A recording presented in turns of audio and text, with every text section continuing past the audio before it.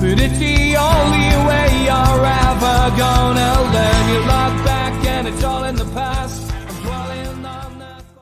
Good evening and welcome to NUFC Matters with me, Steve Wraith, and as always on a Thursday I'm joined by Malcolm and John, and thank the Lord I've been to the dentist today to have a filling put back in.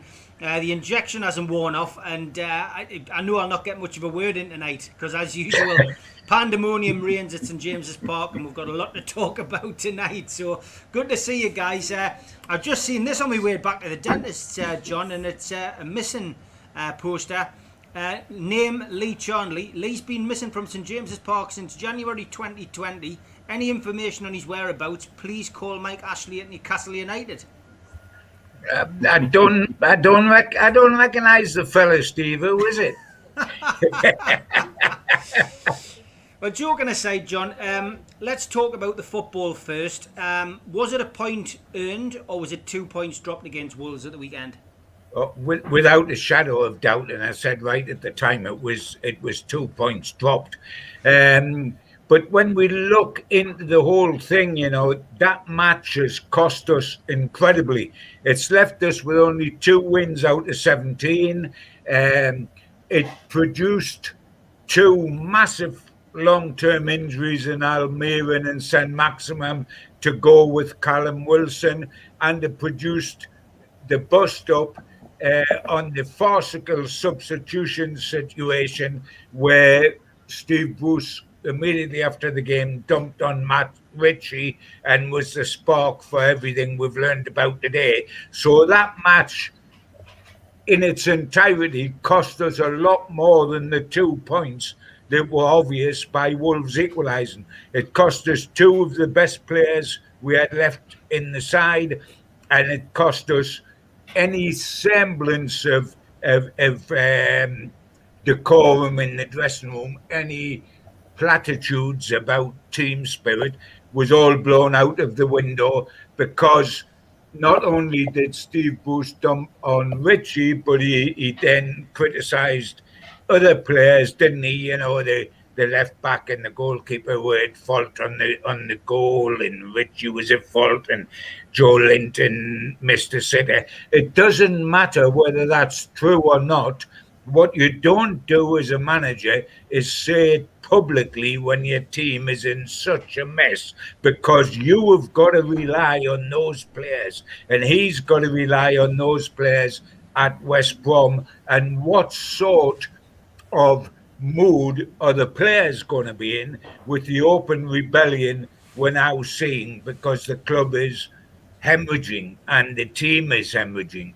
And to be truthful, what has come out in the last 24 hours might be quite sensational, but it's nothing we've all not sort of hinted at over the last few weeks, because it's been openly for everybody to see that things haven't been good, that things have been worse and worse and worse. And whereas you get Fulham with some sort of harmony between manager and players, that's one reason why they're rising from the dead, we are the exact opposite. Yeah, Mal, what's your feelings? Just to follow on from you, John, not that I wanted to, I'm just trying to ease things for Steve. Well done, mate. What has happened, I think, is so critical now in this position, that when a manager comes out and openly criticises his players in public, it's the beginning of the end. And if Mike Ashley doesn't act now or very, very soon from here, then I think that Newcastle are just going to spiral so rapidly downwards. It's a critical situation, but it needs emergency to get it put right. And Mike Ashley has got to step in now. That I think there's a huge divide between the manager and the players, And for players don't purposely play badly, but when there is this kind of dispute within the club, their form literally goes down the drain, whatever little form they have got. And there will be players smarting from the criticism that Steve Bruce handed out. There really will. You know, you say it in the dressing room, but it never comes outside. Never, ever should it come outside. And when it does, when a manager in front of the press criticises his players in the way that Steve Bruce has done, you know that he has completely lost all control, absolutely all control. And not only that, hasn't got a clue what to do about it. Time for the owner to step in. He must step in. Like every good journalist, Craig Hope, managed to get a scoop. It happens to everybody on more than one occasion. Craig got the scoop, Malcolm. I thought he handled himself with utmost dignity on TalkSport this morning. He was obviously interviewed by Jim White and Simon Jordan. They actually gave him an opportunity to speak, which is quite rare for those two. But I thought he came across really, really well. He didn't take it lying down, and he stuck up for himself. But the thing that I found very strange about this, Malcolm, was that normally the club shuts up shop and doesn't say anything, but on this occasion, the club, admitted it and more or less, said, that's what happened, and we need to move on, kind of thing. So, we've had Bruce throwing the players under the bus, but now we seem to have had whoever's running the club, and that's hence that missing post of a lead chart lead that I put out today. The club seem to have thrown the manager under the bus, yet they're still not willing to get rid of him. I know, and this is why, because the players know far more than we do, because they're right there. They're in the middle of it all, and they will be getting all the vibes, all the feelings, and what happens when it's such a poor and even bad situation as we're experiencing at Newcastle right now. Players, everything just dips in them. That if Steve Bruce, if he seeks, which he will do, he'll hold a he'll hold a team meeting to discuss the next game. Are players going to even listen to him? Never mind take note of what he's saying. And I get the feeling that Matt Ritchie, he didn't pass that information on that Steve Bruce wanted him to do. Quite probably because Matt Ritchie has thought, what the hell is he talking about? There's not a lot of sense coming out of Steve Bruce, and there hasn't been for a very long time. Did you watch Jamie Carragher on Sky, lads? I mean, he gave a wonderful explanation. It was his explanation, of course, of what he thought had happened. But in the reality of things, you saw Ritchie go onto the pitch. You saw him tell, the players, but then there was a quick free kick taken by Shelby, not giving, Ritchie a chance to get his explanation out to everybody. Before we know it, Wolves are up the other end and scoring, and there's finger pointing going on. Right. Okay. You see, the point that I would make on that is the ground is empty. There's no crowd noise. Why can't Steve Bruce get the information on himself? Why does he? If you whisper in somebody's ear and they have to pass it on about 10 times, by the time it gets to the other end, it's a completely different message, totally different. And that's what happens when you ask somebody to get on the pitch, right, and tell him this and tell him that, and get the back four organised and tell them this, and it doesn't work. It doesn't work. If whatever is in Steve Bruce's head can't be in Matt Ritchie's. And so Steve Bruce, in an empty stadium, he should be telling all of those guys. They can hear him from 40, 50, 60 yards away when there's no crowd. And so why on earth isn't he doing it himself? I really don't understand why he's got to rely on a player, a substitute going on to carry his messages. Yeah, John, I mean, Malcolm's right, isn't he, in a lot of ways? I mean, we know that there's no crowds there, you know, and we can see, you know, essentially, you know, the message is being passed on by all managers at other clubs, so why can't Steve Bruce do it? John? I mean, the whole thing has become a farce. Stephen has been heading down this road for an awful long time. All we've all waited for is for someone to break cover and for it to become public knowledge. And when we look back at what was said in the Craig Hope piece, etc., the detail was enormous. It wasn't a matter of just getting the odd snippet and trying to fill in the back with presumption.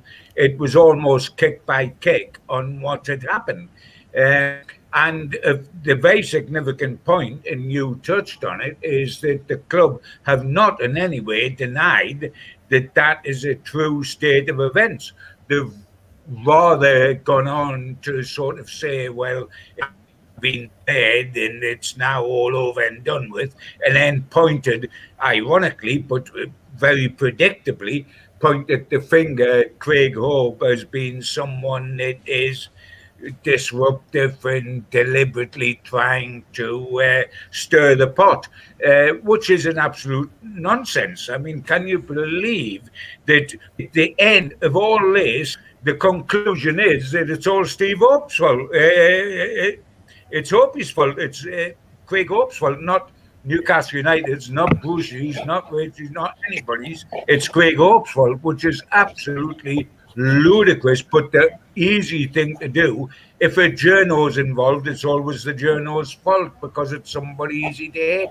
Newcastle United have got a mammoth problem. The club is hemorrhaging hugely. Malcolm was absolutely right when he said that there's a need for, I mean, I've got the binoculars out at Maison Gibbo tonight looking at the sky, hoping to see a helicopter fly over my house out to St James's Park in the middle of the pitch, and a little rotund guy to get out and walk into the club offices and get this whole shambles sorted.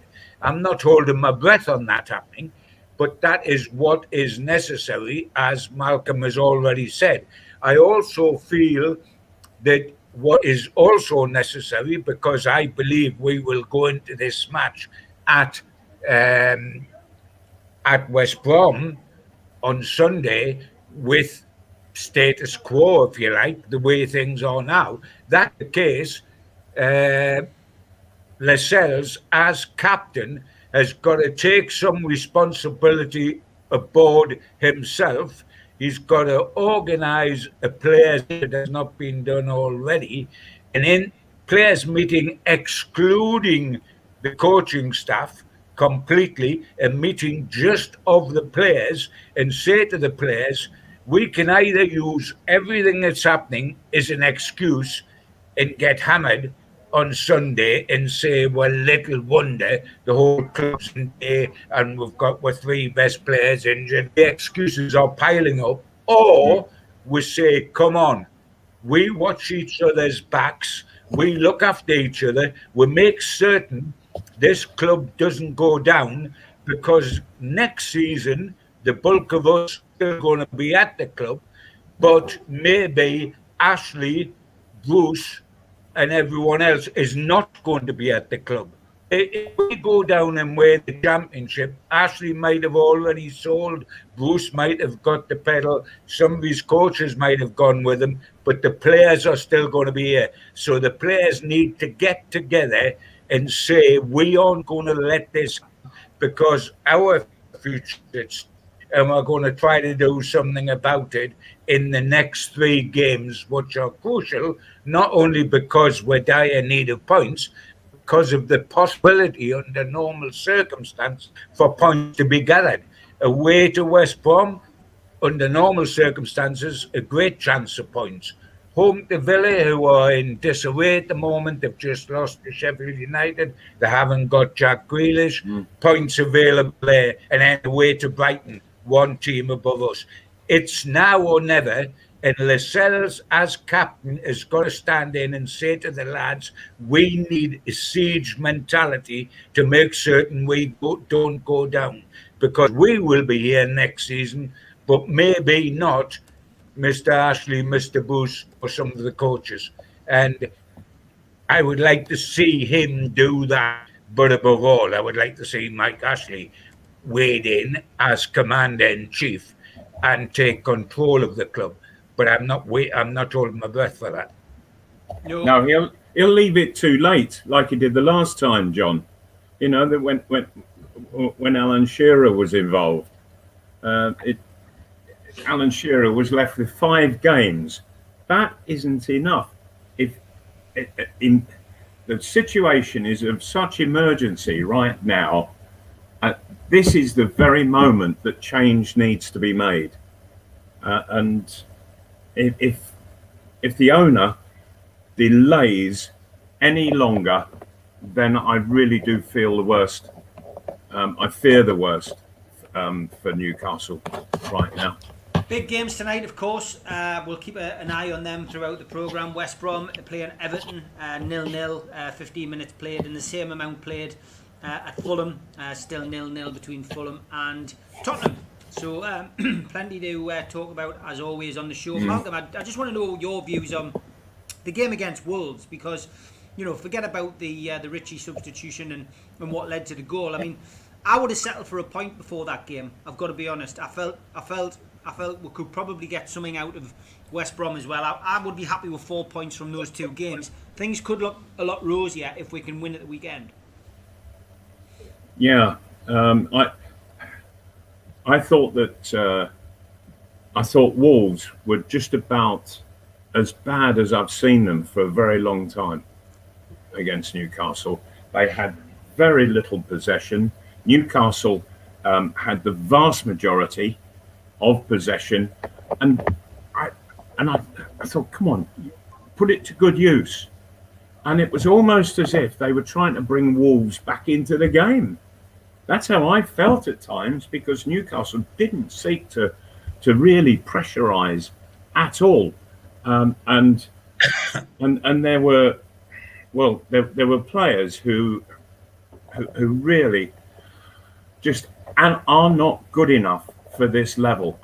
They really are not, and that one is Joe Linton, and both fullbacks. Both fullbacks were absolutely appalling, I thought. And Wolves, if they had really had any gumption about them, should have gone in there and started ripping them apart, but they didn't. And so Newcastle should be switching on to things like that and saying, right, come on, let's get forward and put pressure on. But I'm seeing people knock the ball forward and just stand. Instead of knock the ball forward, follow it. Go and support the people up there. We're without the quality forwards that we have, so it needs others to really get themselves forward. But I'm just seeing them happy to sit back. I'll let them get on with it up there. I'm going to sit back here, and that to me is just sheer lack of effort, and that's telling me that players aren't bothered whether Newcastle stay up or go down. And that's not good at all. No, it isn't. Let's have a dip into the past. I do like to check on the questions, and it's sometimes nice to go back in history, John, and look on the good old days when we're dealing with Newcastle in the present. And Bird just wants to know, how good was Len White? He doesn't feel that he seems to get the recognition that his stats and his time at the club deserve.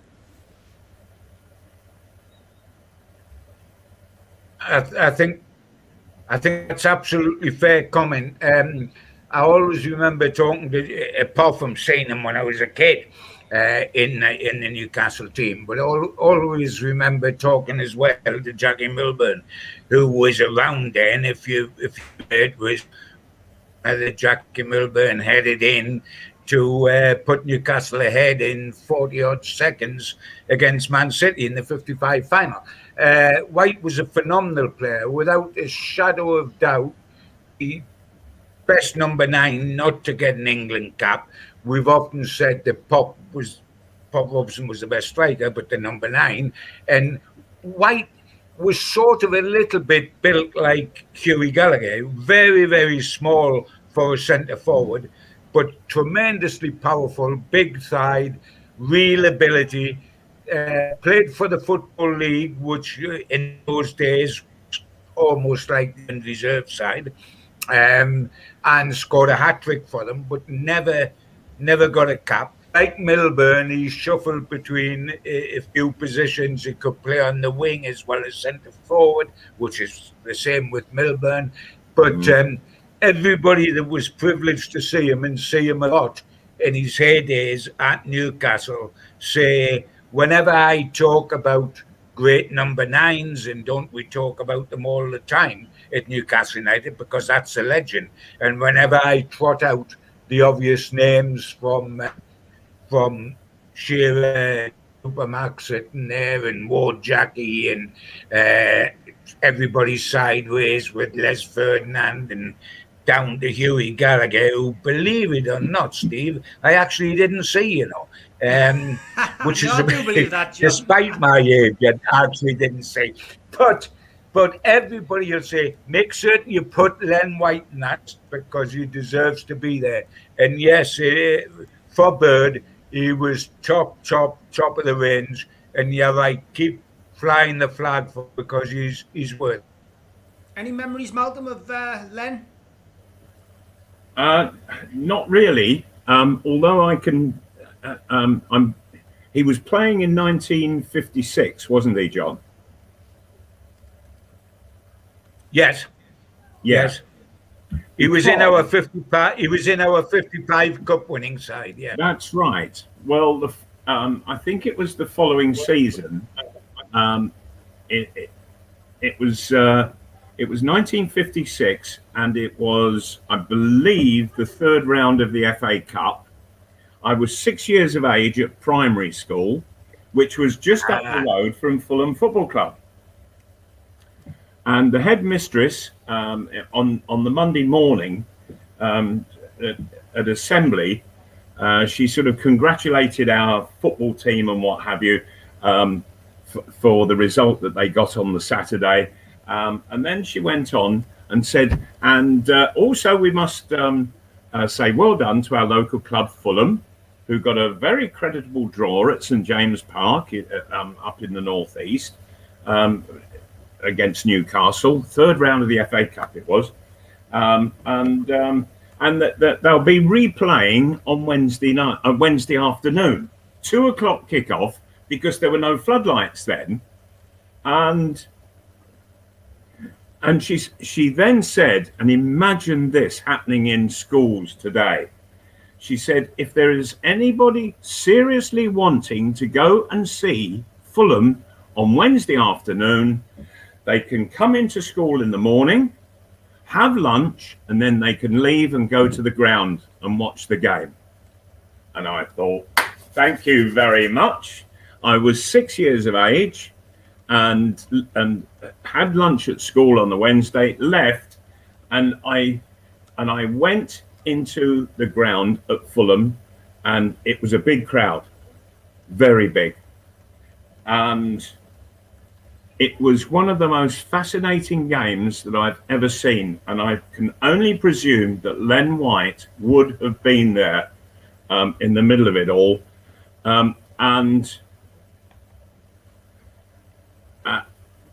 Well, it finished up that in the last few minutes of the game, Jackie Milburn broke away. The score was 4 each. And he broke away and went round the goalkeeper and knocked it in and broke my heart, I have to say, did Jackie on that occasion. And Newcastle won 5-4 in one of the most exciting games that I've ever seen. And it was absolutely fabulous. And I got back to school the next day, and I was so full of the wonderful 90 minutes I had witnessed that the head mistress, she called me up in assembly and got me on stage and said, "Tell everybody about the game." So that was my sort of public debut in commentary. Brilliant stuff. I sometimes think, Malcolm, that we might not see Newcastle score 5 goals away from home at West Brom on Sunday. I don't know why, but I'm very suspicious that. Well, we've lost John there. He's gone into. Yeah, I understand what you're saying there, John. Did you not hear me there? Also, I think we'll do well to see Newcastle go beyond the 3rd round of the FA Cup. Yeah. I mean, what were you going to say there, John? Before you got cut off, the internet was a bit ropey. No, I was saying that you were waxing lyrical of Newcastle scoring 5 goals at Fulham. I've got a feeling that they won't score 5 goals at West Brom this weekend, or for that matter, 5 goals at Fulham on the last day of the season. But we might score 5 goals in total between now and the end of the season, but that'll be about as much as we dare hope for. Yeah. Without the 3 players we've got out at West Brom, we'll be happy to score at all, I guess. Big shout out to our sponsor Spider VPN, who are sponsoring us again this month, and also a big shout out to our new sponsors, Geordie Riffs, and this might interest you guys actually. Premium guitar lessons for beginners and children, guitar repairs and servicing, recording studio. Give them a follow on Instagram and on Facebook, and their website's www.geordieriffs.co.uk. Ever fancy playing the guitar, Malcolm, John?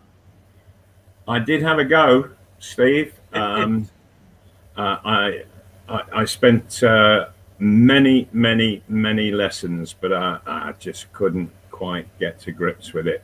And I had a fantastic guitar as well. Do you remember Keith Berry, John? He was the photographer for the Sun newspaper. Yeah, you. Oh yes, yeah, absolutely, yes, absolutely. Absolutely terrific guy. And I told him that I was going to be taking some guitar lessons, and he came up and he gave me the most fabulous guitar.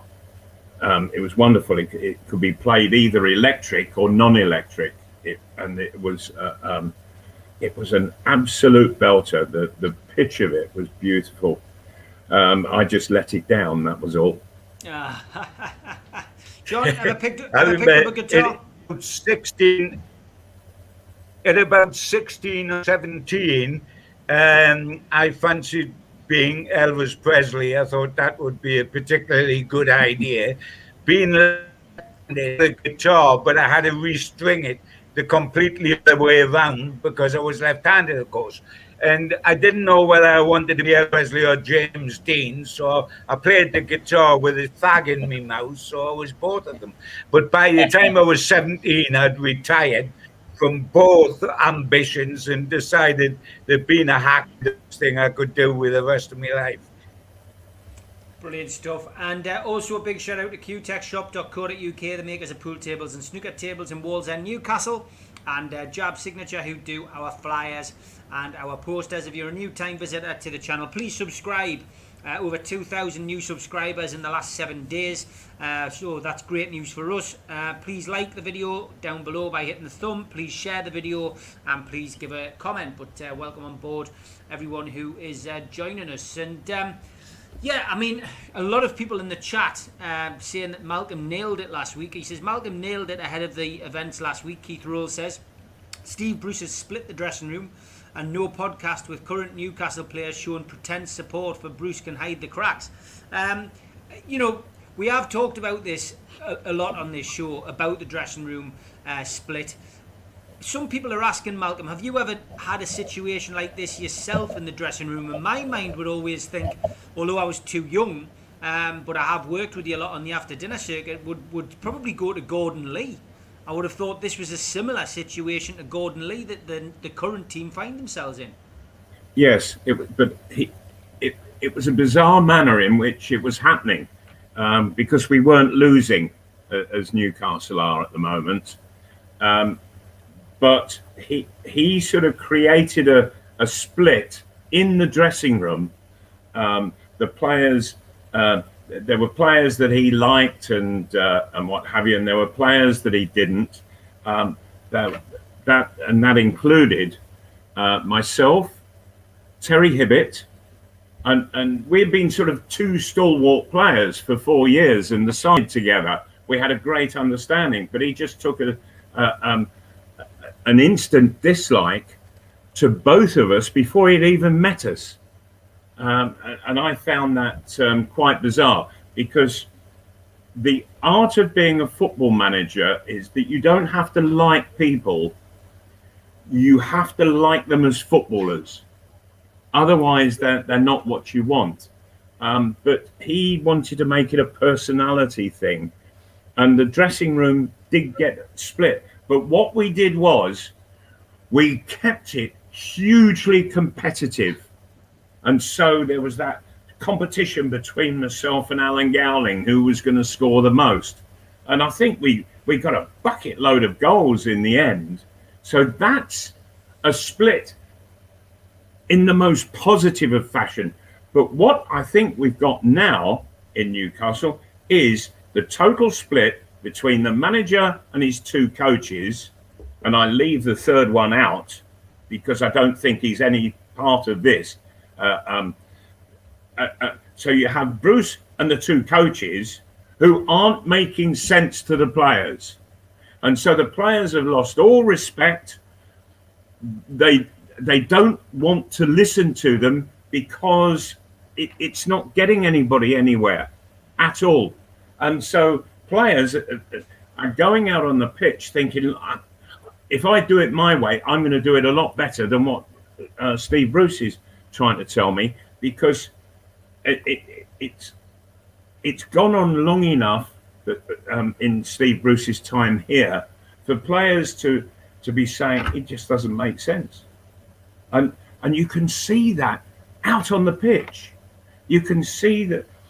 How they're not syncing together. There's no real play going on, no understanding happening. And I watched Steve Bruce on the sidelines, and he just isn't. He's not getting information out there, and I mentioned it earlier in the program but for him to pass messages on to Richie to go and put into action is absolute nonsense.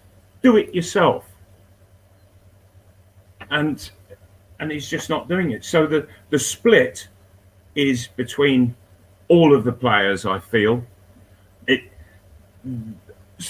There have been a number of players who have fallen out with Bruce and the way that he does things and his two coaches. But now it's got to the point where Bruce is, once you go public, as Steve Bruce has done, you're dead in the water as a manager. Absolutely dead in the water, because all the players just go, whoa. That should never, ever happen. And I cannot see how Steve Bruce can regain control. I don't think he can. I mean, it's 1-0 to Tottenham. Fulham have scored an own goal, so that's good news for Newcastle fans up and down the country and around the world. So we'll keep an eye on that. John, Shelby, of course, came out on a video this week as well, and came out and praised Steve Bruce and said he's doing a great job. So clearly proves that there is two camps in that dressing room. If I was Shelby, I would. This is a good job as well, because he's in the side when some of us wonder how he manages to do that. He also said that, Steve, if you remember, on the official NUFC site, which was always going to be a platitudes interview, but with someone regarding the situation. And okay, Shelby has a right to his opinion, and if that is it, that's fine. But you know, the things that worry me as an out-and-out Newcastle, I'm a Newcastle supporter like you two boys. I'm not bothered about who manages them, whether I personally like him, as long as he's doing a good job for Newcastle. I feel exactly the same about players. If they're scoring goals, I don't care whether they're likeable guys or stroppy guys or what, if the right thing's happening for Newcastle. But we know that Matt Ritchie has fallen out big time because we've had a kickback. We know that Carl Darlow was well discharged, finding out he was dropped for a weekend through the media instead of directly from the manager. We've all wondered what's happened with the Longstaffs recently, when Sean Longstaff and Matty Longstaff seem to have fallen off the edge of the world for quite a while. And made rumours there was a dressing room bust up with senior Longstaff. Matty hasn't even been making the bench most of the time. We've looked at Gale since he scored the winner against West Brom, and he didn't get starts for yonks after that. His body language has been atrocious, as though he's already sitting in the departure lounge waiting to go. We've looked at Ryan Fraser, equally miserable, upset with life. You can get players like that, but when you get a succession of them, then you've got problems.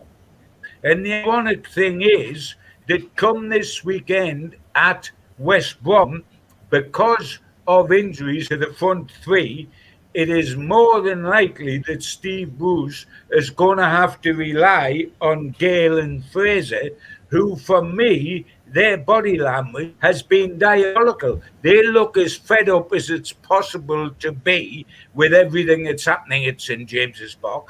They look as if to feel the word there, and all of a sudden they're going to have to carry the brunt up front in a match that Newcastle must win. Now, yeah, and what this do we is the make of all problem, John, that? isn't it? And how much?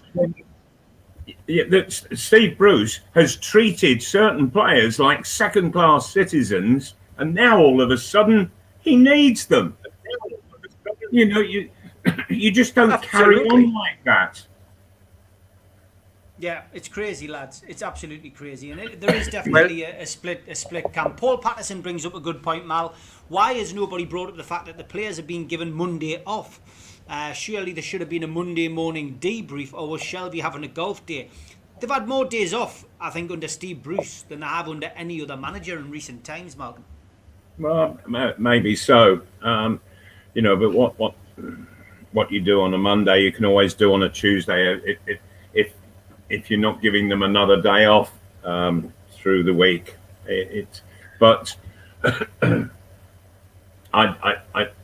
I do know that when Richie wanted to have it out with Steve Bruce, that he was told that he had to wait 3 or 4 days, and that Steve Bruce would see him on the Tuesday at the training ground, and I think that upset Richie. He wanted to get it sorted out on the Saturday, but that wasn't to be. And of course, it's not just how Richie feels about the situation, it's how all of the other players feel because they're watching and think this could be happening to me. You know, and there you just mentioned Gale, who is probably going to be playing against West Brom. Gale scores for Newcastle and doesn't get started. When Newcastle are desperate for goals, this guy has got a track record of scoring, and you think, well, if he scored in one game, you've got to start him in the next, and he hasn't started a game since that last time that he scored, which was against West Brom as well, wasn't it? Yeah. So, and it's not just how Gale feels; it's other players watching these situations that have all developed, caused by Steve Bruce in the main, and it must be turning the whole atmosphere quite toxic in the dressing room, on the training field, and there's going to finish up arguments, but I understand from the reports that I've seen that Steve Bruce started to get physical with Richie on the training ground when Richie had a go at him. Sorry, John. Yeah. I mean, the whole thing. I mean, let's be true, and Malcolm knows more, and we've talked about it, that spats can happen. Spats can happen in training between two teammates, between a player and the manager.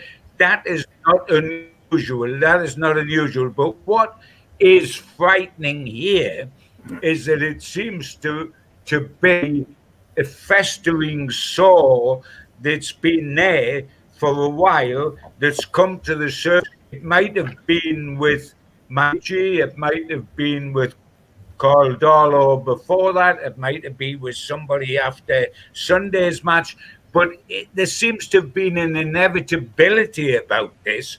And when it comes, this must be one of the worst weeks Newcastle United have had in their recent history, because they went from 3 points against Wolves because of the way they were playing and the fact they were 1-up, to 1 point against Wolves.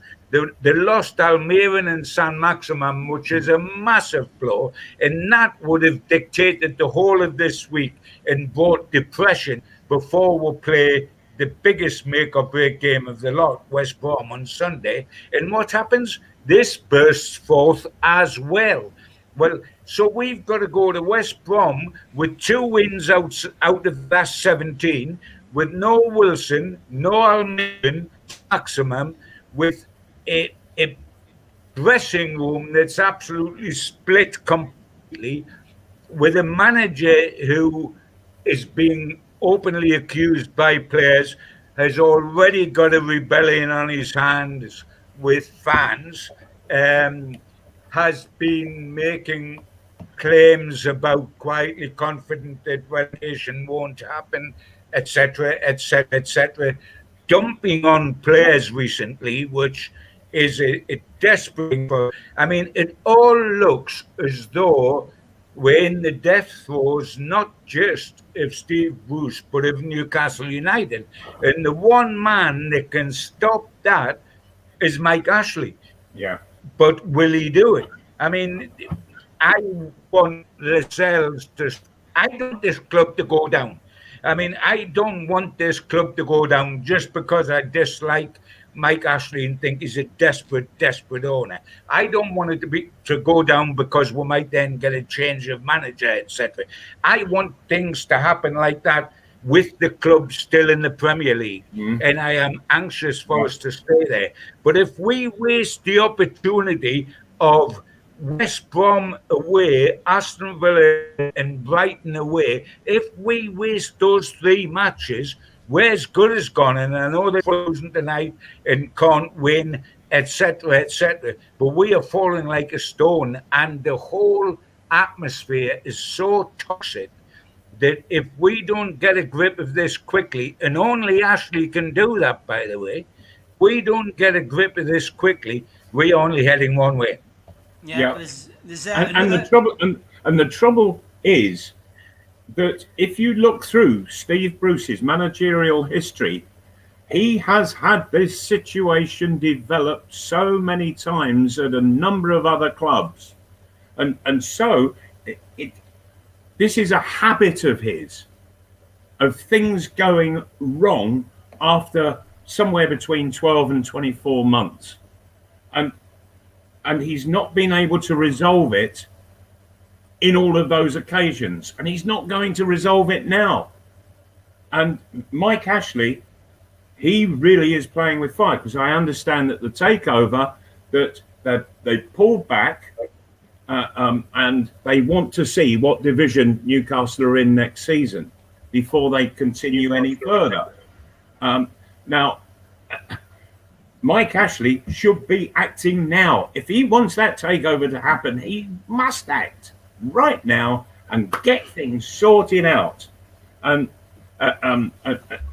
he's brought a coach in without the agreement of Steve Bruce. So get rid of Steve Bruce and his two coaches and put this fella in charge and say, right, make sure that we are in the Premiership next season, and give him that task, because for sure I think the players, they will follow him, listen to him, and really switch themselves on. With Bruce in the club, they've switched off.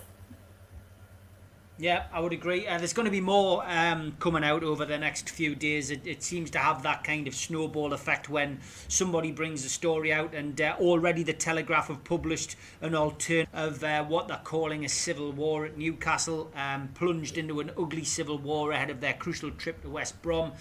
Well worth a read online if you get a chance to do it. Too much to read out, but a little bit of quotation there from different people, but talking about the role of Matt Ritchie, talking about the role of Carl Darlow in all of this, and essentially saying that not all the players are against Bruce, and that Shelby's completely livid about the way he's been accused of potentially being forced to stick up for Bruce. It's, in essence, lads, it's an unholy mess. It's our dirty laundry being played out in public once again, and Newcastle's the laughing stock of the Premier League. But when something like this develops within a club, it all comes back to one person, and it's always the manager. It is always the manager, and he needs to find a solution to put it right. But it's too late now. He needed to do that weeks, months back, but he didn't. And not that long ago, he actually came out and said, right, it's all changing. I'm going to take control.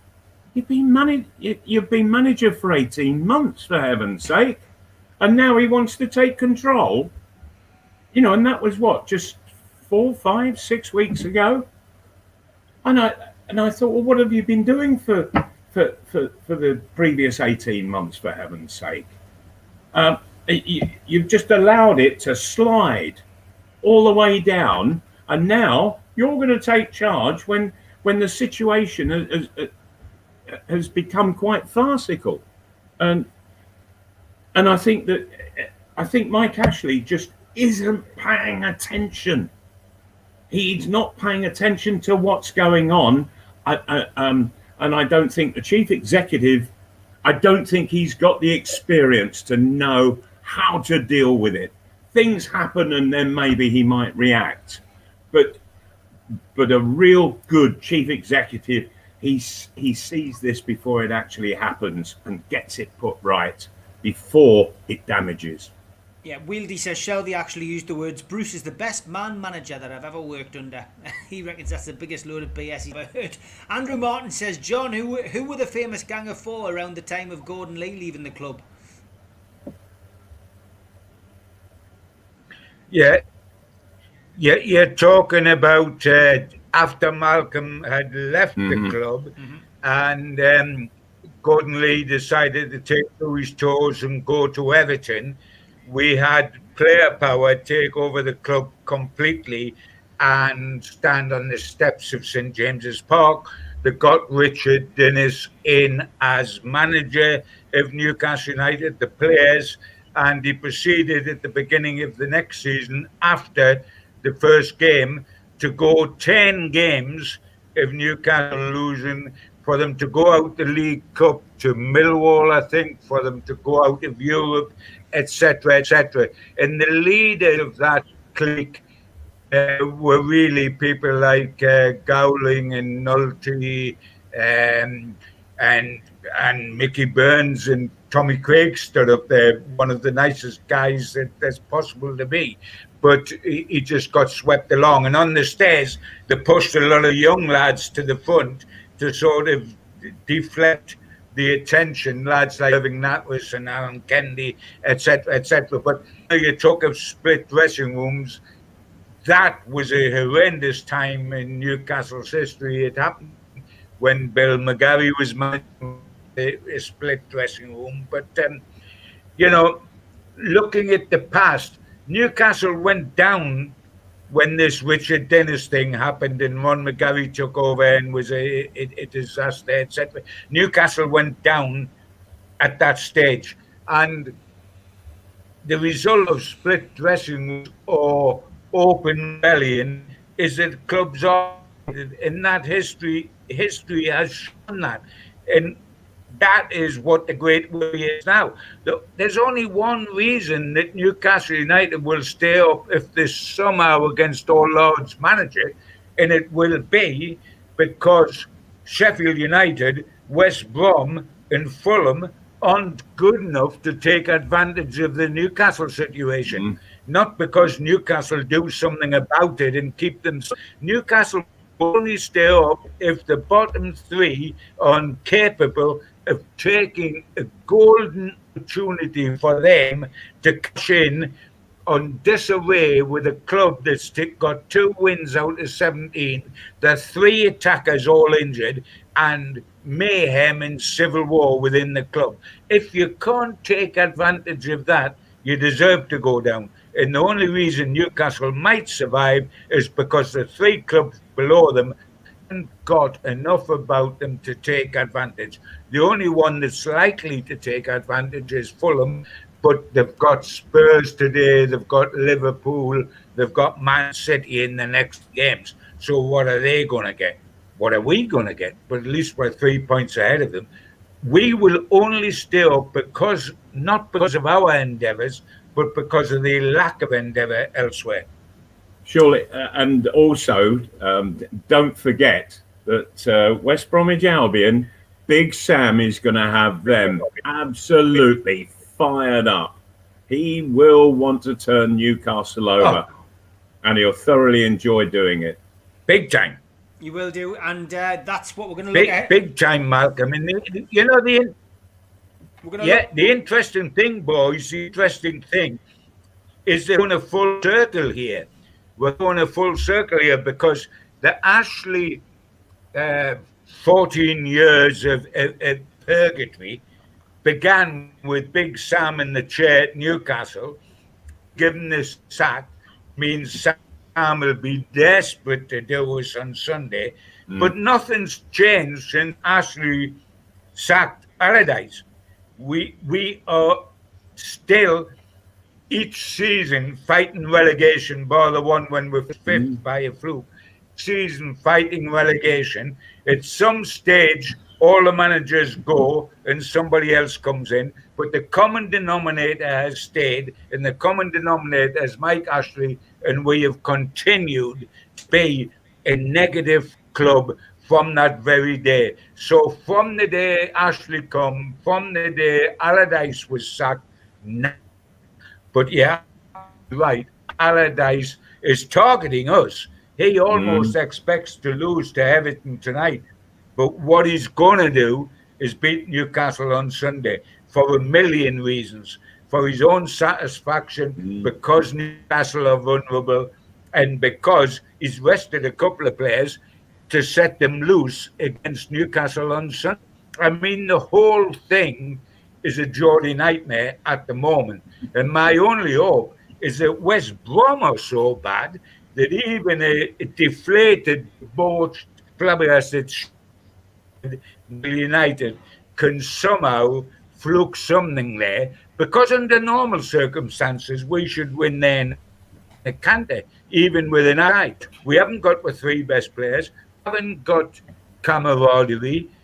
We've got a manager that doesn't know where his best friend is, and doesn't know what tactics and doesn't know what team to field. But are they so bad that we can still get something there? If we can't, then we are in the biggest trouble that's possible, and we're already in that now. Yeah, we are. Let's look ahead to the game before Malcolm's dog situation occurs with the internet. Newcastle play West Brom. It's a noon kick-off on Amazon Prime Video, and obviously we're travelling down to the Hawthorns. Newcastle will be without Callum Wilson, Fabian Schär, Miguel Almiron and Alanson Maximin. Javier Manquillo, Emil Kraft and Fernandez could return, while youngster Elliot Anderson was seen training with the senior players on Wednesday. Despite being named in the 25-man senior squad last month, there's still no sign of Christian Atsu with the first team squad. The Magpies will be wearing black armbands in memory of the late great player and manager Glenn Roeder, who we paid tribute to last night on a special version of the Retro Show, which you can catch in the playlist. And West Brom, as we say, are playing tonight. It's 0-0 at half time. Fulham are losing 1-0. But Malcolm, over to you. I would presume that we will see, potentially Gayle and Carroll linking up on Sunday. I sincerely hope that we do. The problem then is who's going to create a supply to them? Who's going to get there to support? I just hope that for all the dispute that the players have got with Steve Bruce, that what they actually do is all get together and say, right, come on, we've got to pull together, play together, and let's go and win together. And if they don't do that, and you see splits all over the place, then West Bromwich Albion, they'll take control. They really will. And so it's up to you players. It really is. And the thing is that it probably being relegated means more to the supporters. They absolutely will despise that possibility. Whereas the players, their main hate at the moment is directed at Steve Bruce. And so their gaze is taken away from the real task in hand. That task is to keep Newcastle United in the Premiership. Prediction, Mal? I'll go one each. I really think that it's a game that Newcastle, under normal circumstances, should win. But I just, for the last few weeks, I've had doubts on just about everything, and it's all going so horribly wrong. And I'll take one each, but I just hope somebody in the Newcastle side can stick the ball in the net. John, your take on the game of the weekend? Oh, it's such a confusing match. What delights us all is the word coming out of St James's Park prior to the chaos of the Matt Ritchie fracas was that the three guys up front would be Fraser, Gayle and Malcolm's favourite Joe Linton, which would please us all. But regardless of who they decide to play in the front three, just to heap more misery on our shoulders, you realise that we will go into the match with the top goal scorer, Newcastle United, available to play at the Hawthorns is, for goodness sake, Jeff Hendrick with 2 goals. So that's how much firepower we are going to have at the Hawthorns. Because the other 3 guys guys are out. So the top scorer when we go into the game on Sunday is Jeff Hendrick with 2 goals. What do I think will happen? I think if we'd had Almiron and St. Maximum, I was quite confident we'd win because I think West Brom are that bad. When they won their last match, Brighton, wasn't it? They were horrendous. Brighton had a goal chalked off. They scored from a free kick. They missed 2 penalties, etc. They were bad side. It's a toss-up between them and Sheffield United, who was the worst. Having said that, we haven't got these players, and it all depends on the atmosphere within the team. The way things stand, we're on a hiding to nothing. If, as I've suggested, and Malcolm took up the word there, we can get Lascelles to get the players together our own and say we owe each other, produce a siege mentality. We will not allow this to happen and go into this. That is the only hope we've got that happens. I wouldn't be surprised if we lost 1 because of what has happened this week. But I go for 1-1 draw, the same as Malcolm. But let me say right here and now, a 1-1 draw is not good enough. Because this is the best chance Newcastle have got a victory. This is the best chance we've got between now and the end of the season, remembering, apart from possibly Sheffield United and Fulham on the last 2 games, if they're already down, this is the best chance we've got a victory. So anything short of victory is a disaster. Right. Let me ask you a very quick question, and I've noticed it's been coming up on the text coming in from people who are with us this evening. John, if you were in Steve Bruce's position, would you pick Matt Ritchie? First of all, Steve Bruce won't, but I certainly would. Yeah. I would have picked him before the fight, Absolutely. and I would certainly pick him now. Steve Bruce will not pick him. He epitomises what this club. He epitomises, Malcolm, what this club needs at this moment. He and a few others, because I tell you what, you can count them on one hand, and and I would definitely pick him. But what gives me the suspicion that he might just not be in the starting lineup on Sunday, unless Bruce has capitulated totally and is going to play Darlow, Matt Ritchie, Matty Loaf, Fraser, Dwight Gale, Sean Longstaff, all Paul Dummett, all the people that ain't had a sniff. All right, boys, it's your turn. In you go, do it. Or if you don't mind, at the end of the game, I'll do an interview on the pitch and I'll finger them individually. Yeah, it's intriguing, but yeah, I think you're right. I can't see that happening. I can't see him picking him, but no. I think Wieldy says that he would give him the armband. I would, because he'd lead Newcastle to victory. Richie's my favourite player at the club, and has been for a long time. And it's about time somebody stuck into Bruce. I just wish it had happened a lot earlier, because at the moment we need everybody pulling in the same direction, but it's just not happening. It's El Alamo at the weekend. Let's see what happens, and we'll be back with John and Malcolm next week. A lot coming up over the weekend. We will be doing Matchday Live, of course, on Sunday. Join me and the panel to talk you through the game.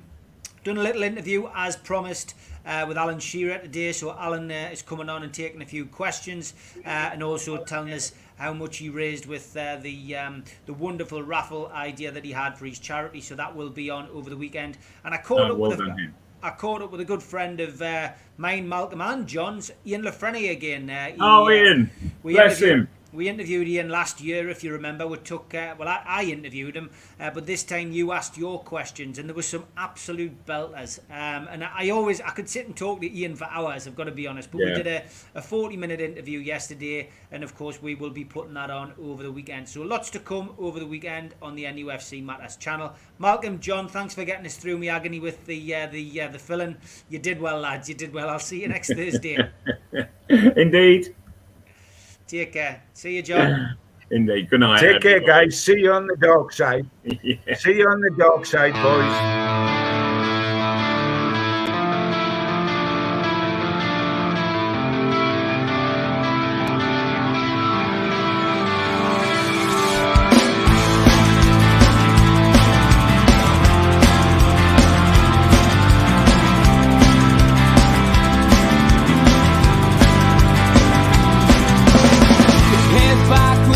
Attack. It feels like I've been talking to myself again, but it's the only way you're ever gonna learn. You look back and it's all in the past.